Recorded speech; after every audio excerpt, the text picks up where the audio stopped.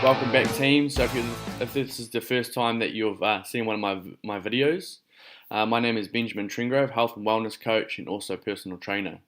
Now, I just wanted to share with you guys an idea that I got from a guy named Tom Chi. Now, he's the co-founder of Google X and the creator of Google Glass. So I've just got a few notes here that I want to share with you over these next few minutes, and I think it might really help you as well. So the idea is called Crossing the Gap, which covers the 4 areas of learning, which is got contact, knowledge, practice, and then mastery. So say you've never ridden a bicycle before, or even seen a bicycle, and one day you're outside playing with your friends, and next minute someone rides by on a bike, and you're like, holy shit! You went from 1 minute not even knowing bikes existed to now I know bikes exist. That's your first point of contact. Then say, for example, you run back inside the house and you're like, Dad, I just saw the craziest thing. These guys were on something which had 2 wheels and his legs were going around in circles. And they're like, oh yeah, well that's a bicycle. So you're like, well, I want to know everything about bicycles. So you hop on the internet and start researching and everything you can to know more about bikes. So let's say you read the equivalent of 10 books about bikes and you even memorize every single word. Now, let's say your mum gets a bike and puts it right in front of you. How well would you ride? Well, not at all, obviously. And this is actually what we do all the time. We want to have better health and wellness. We want to have a thriving business. We want to have deep, meaningful relationships with friends, family, and our spouse. And we actually read the fuck out of this information. I've read 500 books about this, and I know everything about this subject.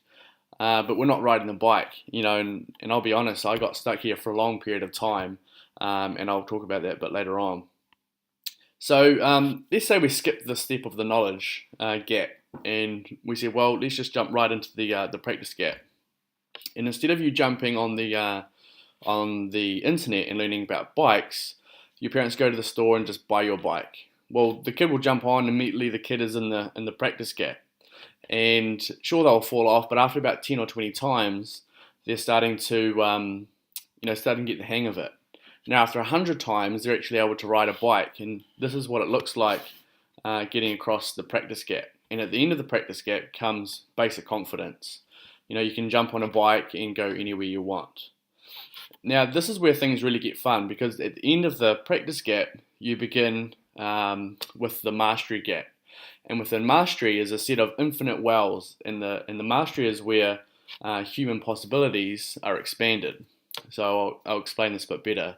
So let's say you know how to ride a bike, but by the time you end the practice gap and into the mastery gap, there are 100 ways to being a master in riding a bike.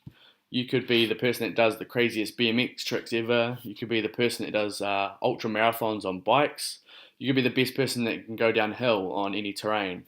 And there's masters for each one of those disciplines. And that person that can do that 150th new trick, for example, is expanding the possibility of what humanity can do.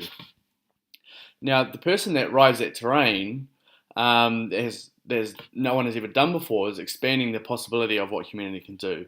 And that is what the mastery gap kind of looks like. And anyone that's in the mastery gap is in flow, having fun, and all of that kind of stuff. But they'll tell you that it's an infinite well. There's just never-ending learning, never-ending practice about what they're doing.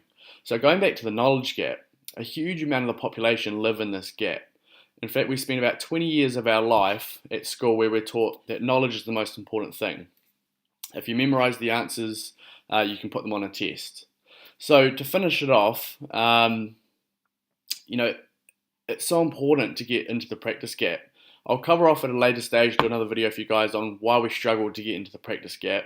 But for now, I just want to leave you with this one question that Tom Chi also gave me. And the question is, or the statement, instead of chasing success or your vision of success, the question is how to love your medium long enough to create a masterpiece. I hope you guys got value out of that short little video there, and I'll see you out there.